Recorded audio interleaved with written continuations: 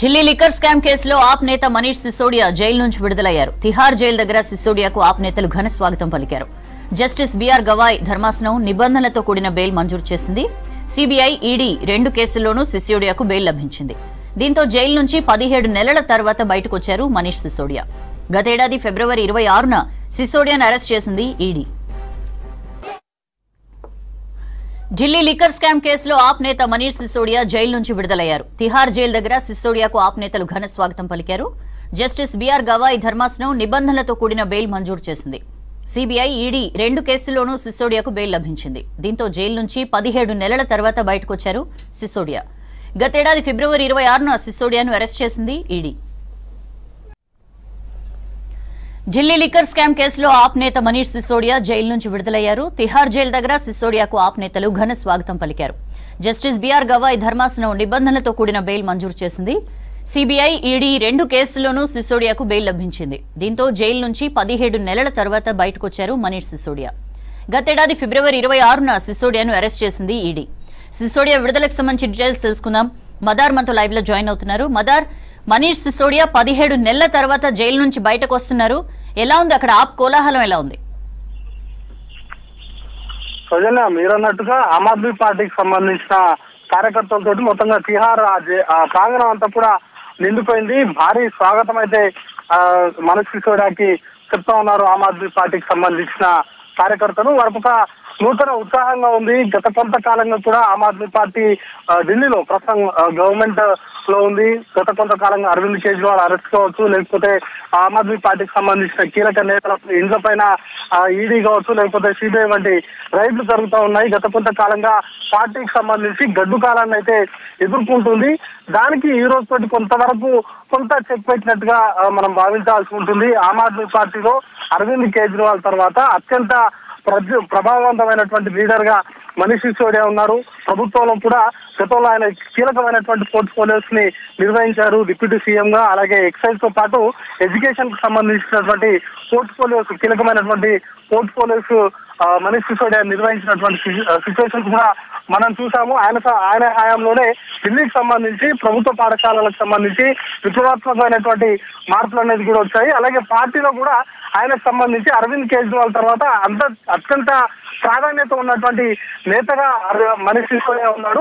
కాబట్టి మనీష్ సిసోడియాని సవాలనే టార్గెట్ చేశారు, ఆయన్ని అరెస్ట్ చేశారు అనేది ప్రధానంగా ఆమ్ ఆద్మీ పార్టీ నుంచి వచ్చినటువంటి విమర్శల్లో ఇది కూడా చాలా కీలకమైనటువంటి అంశము. ఇప్పుడు మనీష్ సిసోడియా సుమారు 17 నెలల పాటు ఆయన తిహార్ జైల్లో ఉన్నారు. చాలా సార్లు కూడా న్యాయ పోరాటం చేశారు.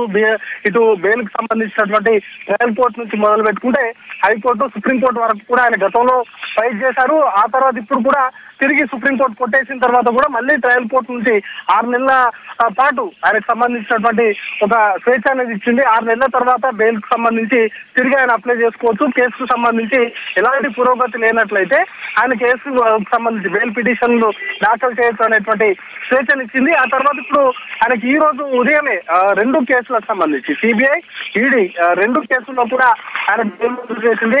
చాలా అభియోగాలు మోపారు. సిబిఐకి సంబంధించి కావచ్చు, లేకపోతే ఈడీ కావచ్చు, 2 కూడా ఆయన బెయిల్ కు సంబంధించి తీవ్రంగా వ్యతిరేకించాయి బెయిల్ మంజూరు చేసినట్లయితే. ఎందుకంటే చాలా కీలకమైనటువంటి వ్యక్తి కేసుకు సంబంధించి ఎంటైర్ వ్యవహారంలో పాలసీ రూపకల్పన నుంచి మొదలు పెట్టుకుంటే ప్రతి దాంట్లో కూడా మనీష్ సిసోడియాకి సంబంధించిన పాత్ర ఉంది. కాబట్టి ఆయన సాక్ష్యాధారాలను ప్రభావితం చేసేటువంటి అవకాశం ఉంటుంది. కాబట్టి ఆయనకు బెయిల్ మంజూరు చేయొద్దు. అలాగే విచారణకు సంబంధించి కూడా ఆయన సహకరించలేదు. చాలా సందర్భాల్లో ఆయన అనవసరమైనటువంటి పత్రాలకు సంబంధించి చూడాలి అనేటువంటి అంశాలను తీసుకురావడం కావచ్చు, లేకపోతే గతంలో క్వశ్చన్ చేసినటువంటి సందర్భంలో సరైనటువంటి సమాధానాలు ఇవ్వలేదు, తప్పించుకునేటువంటి ప్రయత్నాలు చేశారంటూ కూడా వాదనలు వినిపించింది.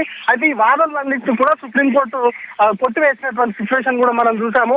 ఒక వ్యక్తికి సంబంధించి ఏదైనా దర్యాప్తు సంస్థ ఆ వ్యక్తికి సంబంధించి కేసులు ఫైల్ చేసినట్లయితే వాటికి సంబంధించిన విచారణ దర్యాప్తు అనేది త్వరితగతిన పూర్తి చేయాలి. లేదు ఇన్ని రోజుల పాటు ఒక వ్యక్తిని నిందితుడిగా జైళ్లలో ఉంచడం సరికాదు అంటూ ఆయన బెయిల్ మంజూరు చేసింది. కొన్ని షరతులు విధించింది. ప్రతి సోమవారం కూడా ఆయన ఇటు దర్యాప్తు సంస్థల ముందు హాజరు కావడం కావచ్చు, లేకపోతే పాస్పోర్ట్ ని సరెండర్ చేయడము, ఇట్లాంటి కొన్ని కండిషన్స్ అయితే పెట్టారు. కానీ సెక్రటేరియట్ కు వెళ్లకుండా ఆయనకు నిషేధం విధించాలి, లేకపోతే ఆయనకు సంబంధించి ఆంక్షలు విధించాలంటూ కూడా ఈడీ కోరినప్పటికీ ఆయనకు అలాంటి ఆంక్షలు ఏది కూడా పెట్టలేదు. దాంతో ఆయన సెక్రటేరియట్ కూడా వెళ్లేటువంటి వెసులుబాటు ఉంటుంది. గతంలో అరవింద్ కేజ్రీవాల్ కు సంబంధించి మాత్రం ఈ కండిషన్స్ అయితే పెట్టారు. ఆయన సెక్రటేరియట్ కు వెళ్లకుండా ఆయనకు సంబంధించినటువంటి ఆంక్షలకు సంబంధించి షరతులకు సంబంధించినటువంటి దాంట్లో వాటిని మెన్షన్ చేశారు. బట్ ఇప్పుడు మనీష్ సిసోడియాకి సంబంధించి మాత్రం అలాంటి నిషేధం అయితే ఏది లేదు. ఆయనకు సంబంధించి అలాంటి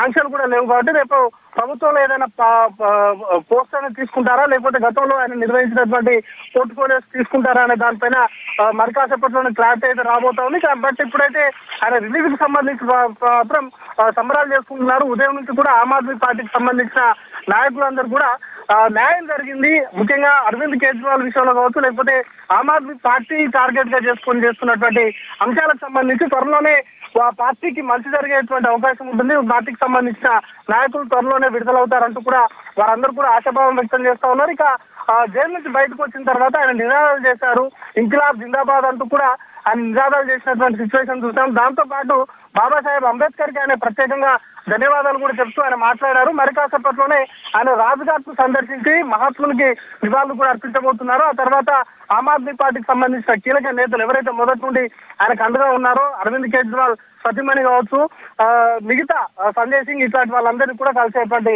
అవకాశాలు ఉన్నాయి. సౌజన్య.